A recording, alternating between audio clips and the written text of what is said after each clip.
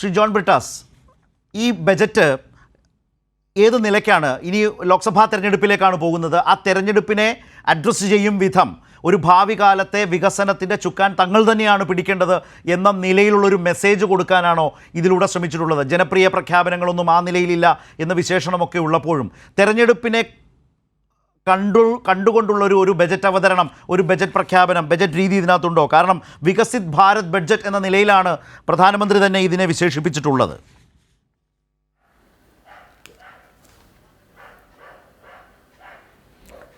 യഥാർത്ഥത്തിൽ ഇതിനൊരു ബജറ്റിൻ്റെ സ്വഭാവത്തേക്കാൾ ഒരു തെരഞ്ഞെടുപ്പ് പ്രചരണ പ്രഖ്യാപനത്തിൻ്റെ സ്വഭാവമാണുള്ളത്. അത് ഇന്നലെ രാഷ്ട്രപതിയുടെ നയപ്രഖ്യാപനത്തിൻ്റെ സ്വഭാവവും അതുതന്നെയായിരുന്നു. മോഡി സർക്കാരിൻ്റെ നേട്ടങ്ങളെ ഉദ്ഘോഷിക്കുന്നതോടൊപ്പം തന്നെ ബി ജെ പിയുടെ ഒരു രാഷ്ട്രീയ സാമൂഹ്യ അജണ്ട മുമ്പോട്ട് വെക്കാനുള്ള ഒരു വ്യഗ്രതയാണ് ഇന്നലെയും ഇന്നും കണ്ടത്. ഒരുപക്ഷെ ദ്രൗപദി മുർമുവിൻ്റെ നയപ്രഖ്യാപനത്തിൻ്റെ ചുവട് പിടിച്ചിട്ടുള്ള ഒരു ബജറ്റ് പ്രസംഗമാണ് നിർമ്മല സീതാരാമൻ നടത്തിയത്. സാധാരണ ബജറ്റ് അവതരിപ്പിക്കുമ്പോൾ ധനമന്ത്രിമാർ തൊട്ട് തലേന്നുള്ള, അതായത് കഴിഞ്ഞ വർഷത്തെ സാമ്പത്തിക വർഷത്തെ പെർഫോമൻസും ആ വർഷവുമായി താരതമ്യം ചെയ്യുമ്പോൾ നമ്മളവിടെ എത്തി എന്നുള്ളതാണ് ആ ബജറ്റിൻ്റെ പ്രതിപാദ്യ വിഷയമാകുന്നത്. പക്ഷേ നിർമ്മല സീതാരാമൻ്റെ ബജറ്റ് പ്രസംഗം നോക്കുകയാണെങ്കിൽ UPA ഗവൺമെൻറ് 2014 മുമ്പ് എന്തായിരുന്നു, 2014 ശേഷം എന്തായിരുന്നു, അങ്ങനെ 2014 എന്ന് പറയുന്നത് ഇന്ത്യയുടെ ഏറ്റവും കഷ്ടകാലമായിരുന്നു, ദുരിതകാലമായിരുന്നു.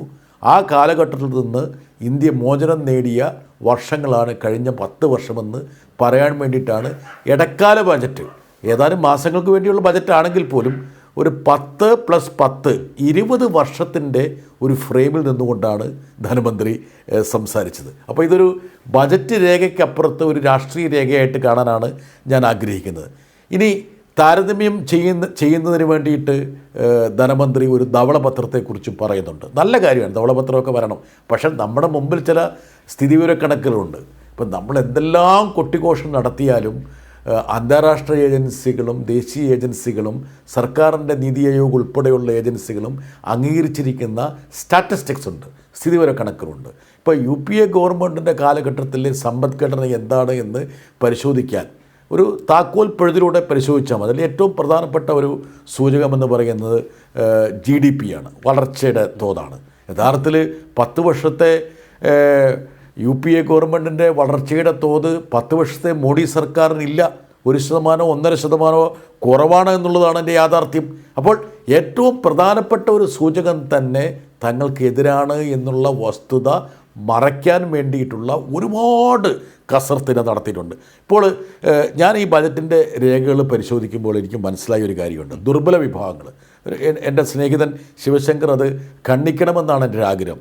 അതായത് ന്യൂനപക്ഷങ്ങൾ, പട്ടികജാതി, പട്ടികവർഗം, അതുപോലെ മറ്റ് ദുർബല വിഭാഗങ്ങൾ, പ്രായമുള്ള ആൾക്കാർ, അങ്ങനെ 6 കോർ ഓഫ് ദ കോർ എന്നുള്ള ഒരു ഏരിയ ഉണ്ട്. 6 കോർ ഓഫ് ദ കോർ. അവിടെയൊക്കെ നോക്കിക്കഴിഞ്ഞാൽ കഴിഞ്ഞ ബജറ്റിൽ പ്രഖ്യാപിച്ച തുക പോലും ചിലവിട്ടിട്ടില്ല. ഇപ്പോൾ ഞാൻ ഒരു ഉദാഹരണം പറയാം. ഇത് യഥാർത്ഥത്തിൽ നമ്മൾ പരിശോധിക്കുമ്പോൾ ഈ കണക്കുകളാണ് ഈ സർക്കാരിൻ്റെ പക്ഷം ആരോടൊപ്പമാണ് എന്ന് തെളിയാൻ വേണ്ടിയിട്ട് പരിശോധിക്കേണ്ട ഒരു മേഖല. പട്ടികവർഗത്തിന് വേണ്ടി അവരുടെ അംബ്രല്ല പ്രോഗ്രാമിന് വേണ്ടിയിട്ട് 23-24 4295 കോടി രൂപ നീക്കി വെച്ചു. റിവൈസ്ഡ്, അതായത് പരിഷ്കരിച്ച കണക്ക് പ്രകാരം, ഇന്ന് അവതരിപ്പിച്ച കണക്ക് പ്രകാരം അതിൽ 1000 കോടി രൂപ ചെലവിട്ടില്ല.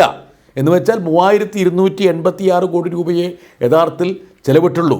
ഇനി പട്ടിക ജാതി നോക്കുക, 949 കോടി രൂപ വകയിരുത്തി ചെലവിട്ടെത്രയെന്നറിയോ? 6780 കോടി രൂപ. ഈ വർഷവും അത് 9000 കോടി വെച്ചിട്ടുണ്ട്. പക്ഷേ മുൻകാല റെക്കോർഡ് പരിശോധിക്കുകയാണെങ്കിൽ ഈ പറയുന്ന 6 കോർ ഓഫ് ദ കോർ എന്ന് പറയുന്ന മേഖലകളിൽ ഇവർ വകയിരുത്തിയ തുക പോലും യഥാർത്ഥത്തിൽ ചെലവഴിച്ചിട്ടില്ല എന്നുള്ള ഞെട്ടിപ്പിക്കുന്ന വസ്തുതകൾ കാണാൻ കഴിയും. മറ്റ് ഏറ്റവും കൂടുതൽ യഥാർത്ഥത്തിൽ BJP കേരളത്തിലും ഡൽഹിയിലും മറ്റ് സംസ്ഥാനങ്ങളിലും പ്രചരണ വിഷയമാക്കിയൊരു കാര്യമാണ് ഈ ആവാസ് യോജന, അതായത് വീടുകൾ. യഥാർത്ഥത്തിൽ വീടുകളുടെ കാര്യം പരിശോധിച്ച് കഴിഞ്ഞാൽ യഥാർത്ഥത്തിൽ 2023-24 അവർ 79,590 കോടി രൂപയാണ് വകയിരുത്തിയതെങ്കിലും നിങ്ങൾക്കറിയോ ചെലവഴിച്ച എത്രയാണെന്നുള്ളത്? 54,103 കോടി രൂപ മാത്രം. എന്ന് വെച്ചാൽ 25,000 കോടി രൂപയുടെ കുറവാണ് ഈ വീട് നിർമ്മാണത്തിൽ അവർ വന്നിരിക്കുന്നത്. ഈ വർഷം വീണ്ടും ഇനി അടുത്തൊരു വർഷം രണ്ട് കോടി വീടെന്ന് പറയുന്നുണ്ട്. പക്ഷേ വകയിരുത്തിയ തുക പോലും അവർ ഈ പ്രധാനപ്പെട്ട കാര്യങ്ങൾ ചിലവിട്ടിട്ടില്ല. അതുപോലെ യൂറിയ സബ്സിഡി, മറ്റുള്ള രാസവള സബ്സിഡി, ഇവിടെയൊക്കെ ഗണ്യമായ രീതിയിലുള്ള കുറവാണ് സംഭവിച്ചിരിക്കുന്നത്. ഏത് മേഖല എടുത്താലും, അതായത് ദുർബല വിഭാഗങ്ങൾ സാധാരണക്കാരുമായി ബന്ധപ്പെട്ട ഏത് മേഖല എടുത്താലും ഇതാണ് അവസ്ഥ. ഇനി കേരളത്തിലേക്ക് വരാം. ഞാൻ പ്രതീക്ഷിച്ചത്, ആത്മാർത്ഥമായി പ്രതീക്ഷിച്ചത്, കേരളത്തിൻ്റെ കാർഷിക മേഖല, ഇപ്പം ശിവശങ്കരൻ്റെ പാർട്ടി അവിടെയുള്ള ക്രൈസ്തവ വിഭാഗത്തിൻ്റെ പിൻബലം കിട്ടാൻ വേണ്ടി ശ്രമിച്ചുകൊണ്ടിരിക്കുന്നൊരു കാലമാണല്ലോ. PC ജോർജിനെയൊക്കെ എടുത്തിരിക്കുക. ഇപ്പോൾ കാഞ്ഞിരപ്പള്ളി, കോട്ടയം, പാല, ഈ ബെൽറ്റിലൊക്കെയാണല്ലോ ഇപ്പോൾ ശിവശങ്കരൻ്റെ കളികളൊക്കെ നടക്കുന്നത്. ഞാൻ വിചാരിച്ചു റബ്ബറിൻ്റെ ഇറക്കുമതി തീരുവെങ്കിലും ഒരു 5%, 10% കൂട്ടിയിട്ട് കേരളത്തിലെ റബ്ബർ കർഷകരെ രക്ഷപ്പെടുത്തുമെന്നാണ് ഞാൻ വിചാരിച്ചത്. അതുകൊണ്ടായില്ല. ഇനി കേരളത്തിന് ദീർഘകാലമായിട്ട് നമ്മൾ ആഗ്രഹിച്ചിരിക്കുന്ന, ഇവർ പലപ്രാവശ്യം വാഗ്ദാനം ചെയ്തിട്ടുള്ള all India institute of medical science ഉൾപ്പെടെ ഏത് കാര്യമെടുത്താലും പരിപൂർണമായിട്ടുള്ള അവഗണന ഉണ്ടായിട്ടുള്ളത്. പ്രമുഖ പോർട്ടുകളെയൊക്കെ കണക്ട് ചെയ്തുകൊണ്ടുള്ള ഒരു ലൈനിനെ കുറിച്ച് പറയുന്നുണ്ട്. മദർ ഷിപ്പുകൾ അടുക്കുന്ന ഒരു പോർട്ടാണ് വിഴിഞ്ഞം. പക്ഷേ വിഴിഞ്ഞത്തേക്കില്ല. അദാനിയെങ്കിലും നടത്തുന്ന പോർട്ടാണെന്നെങ്കിലും കണക്കിലെടുത്ത് നിർമ്മലാ സീതാരാമൻ അങ്ങോട്ട് ഒരു ലൈൻ കണക്ടിവിറ്റി പ്രഖ്യാപിക്കുമെന്നാണ് ഞാൻ വിചാരിച്ചത്. ഏത് മേഖല എടുത്തു കഴിഞ്ഞാലും, ഇപ്പോൾ റെയിൽവേയുടെ പിങ്ക് ബുക്ക് പരിശോധിച്ച് കഴിഞ്ഞാൽ കാര്യങ്ങൾ കുറേയും കൂടി വ്യക്തമാക്കും. ആ പരിശോധന നമ്മൾ നടത്തിക്കൊണ്ടിരിക്കുകയാണ്, അതിലേക്ക് വന്നിട്ടില്ല. പക്ഷേ കഴിഞ്ഞ വർഷം നിങ്ങൾ മനസ്സിലാക്കേണ്ട ഒരു കാര്യം, കഴിഞ്ഞ വർഷം റെയിൽവേ ബജറ്റിൽ ഈ പറഞ്ഞ പോലെ പുതിയ പാതയ്ക്കെന്ന് പറഞ്ഞ പേരിൽ നമുക്ക് വകയിരുത്തിയ തുക 0.32% മാത്രമായിരുന്നു. നോക്കുക, എന്നുവെച്ചാൽ കേരളത്തിന് 3, 4, 5% ഒരു വക അവകാശപ്പെട്ടതാണ്. 0.032. ആ 0.032-ൽ 100 കോടി രൂപയായിരുന്നു അങ്കമാലി ശബരിപാതയ്ക്ക്. അതും ചിലവഴിച്ചിട്ടില്ല. ഇനി കേരള ഗവൺമെൻറ് സഹകരിച്ചിട്ടില്ല എന്നായിരിക്കും പറയാൻ പോകുന്നത്. കേരള ഗവൺമെൻറ് എത്രയോ പ്രാവശ്യം എഴുതി കൊടുത്തിട്ടുണ്ട്. നിങ്ങൾ പ്രഖ്യാപിക്കൂ, നമ്മൾ പങ്കെടുക്കാമെന്ന് പറയുന്നു.